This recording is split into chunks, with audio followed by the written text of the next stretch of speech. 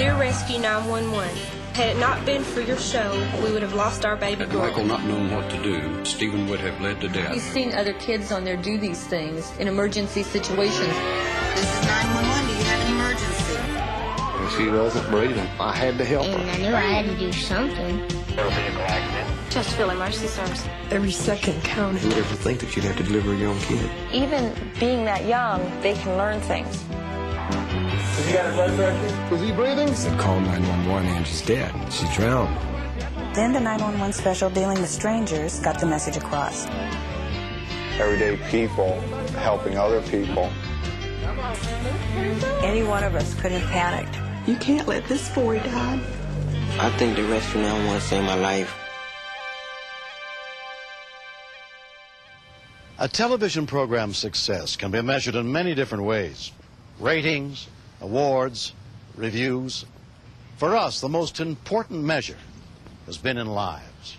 I'm William Shatner. During the first 3 years of Rescue 911, more than 100 lives have been saved as a result of what viewers have learned from watching this program. Tonight, in a special episode, we're paying tribute to all those people whose lives were saved and the everyday heroes who, inspired by our program, took action to try and make a difference. We begin on the afternoon of October 17th, 1991, in Stillwater, Oklahoma, as 17-year-old Jamie Scavona and her best friend, Heather Walter, were heading home from a local shopping mall along a route they had traveled many times before.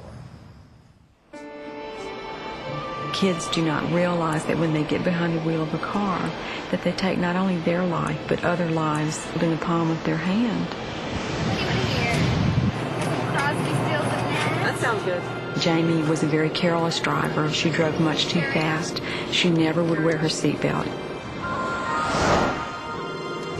She was driving down I-35, and she was not paying attention to what she was doing.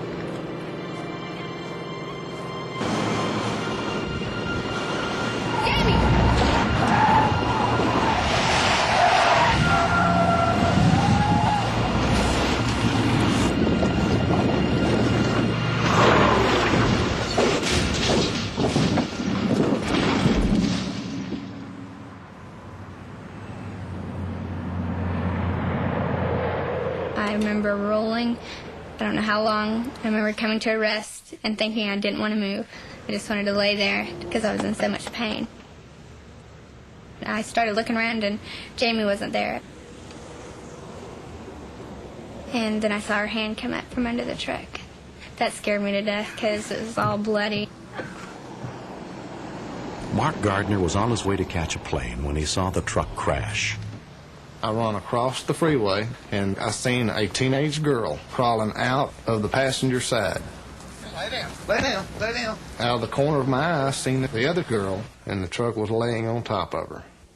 She was bad. I mean, if I didn't do something, she was going to die because she could not breathe. I pictured my daughter under that truck, and it scared me. I was just going to try to lift the truck a little where she could breathe. But when I started up with it, I just kept on going. I don't know if it was just fright, adrenaline, or what, but I did it. She was having a real hard time breathing. It sounded like she was drowning in her own blood.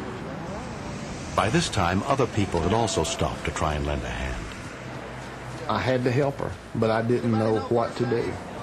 And I kept asking, does anyone know anything about first aid? Everyone kept telling me no. Anybody know first aid? One of the passing motorists used his mobile phone to call for help. From more than 15 miles away, rescue units with the Guthrie Fire Department were dispatched, including EMT Chuck Bircher. That's kind of a bad zone right in there. It's a long ways off. Your response time is lengthened by going there. It's usually just not very good news when you go up there. I was reassuring her to just hold on and relax. And then she quit breathing on me. There was one man in the crowd. He said, well, it looked like she's gone. And I looked up at him and said, by God, she ain't, because I'm not going to let her go. I didn't know anything about first aid, but I watched Rescue 911. and I held her nose and breathed into her mouth like I'd seen on TV. She responded by giving me a big old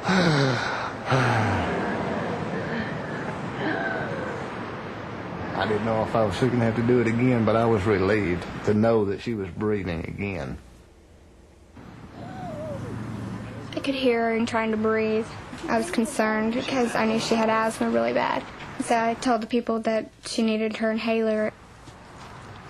Some lady in the crowd had got her inhaler out, but I wasn't about to give her any inhaler because I don't know what the inhaler does. I didn't want to put nothing in her. You know, I just wanted to keep her breathing until somebody with experience got there. Within 8 minutes of the accident, an Oklahoma Highway Patrol trooper arrived on the scene. I asked the police officer, I said, can you talk to the ambulance? Ask them, can I give her some inhaler?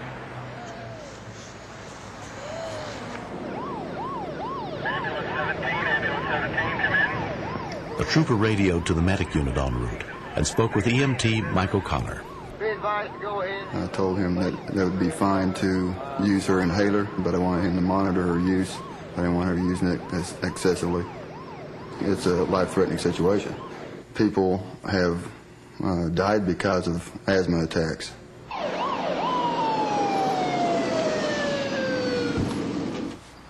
Jamie, can you hear me? Went to the police officer and told him, I've got to catch a plane in 35 minutes. I've got to go. I left my address, phone number, and I was gone. She was in severe respiratory distress. Her lips were a little blue. She was having a real hard time getting any air movement at all. She was having a big-time asthma attack. 17-year-old Jamie Scavona was taken to Stillwater Medical Center, where she was examined by emergency physician Douglas Wilsey. A chest x-ray showed that she had a collapsed lung and was not moving air because of her asthma. Those two things were responsible for her breathing problems. And she had multiple other problems, left collarbone fractures and a left knee laceration and injury, and blood in her urine, confirming a severe trauma to the abdomen. Jamie was hospitalized for 2.5 weeks. Today, despite her asthma, she's in good health. If she had stopped breathing for several seconds, it was reasonable to assume that she was in the process of dying. And his rescue breathing probably did play a role in saving her life, that and removing the truck from her. I pretty much owe everything to him. If he hadn't showed up, you know, I wouldn't be here today. To me, he is a hero. I feel that I gave her back something that was fixing to be taken away from her, and it made me feel good. Hey, we buddies now. Believe me, villains don't always wear black. He and Jamie have developed a bond that nothing will ever change.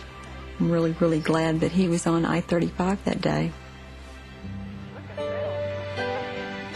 I feel like I've been given a second chance, and I learned to value life a little bit more, take things a little more seriously, wear my seatbelt, and don't drive so fast. I haven't done it yet, but I'm going to get into first aid. That's fixing to happen. I'm fixing to go work on the dummies, you know. I learned a big lesson. Don't be afraid to stop and help. You can make a difference.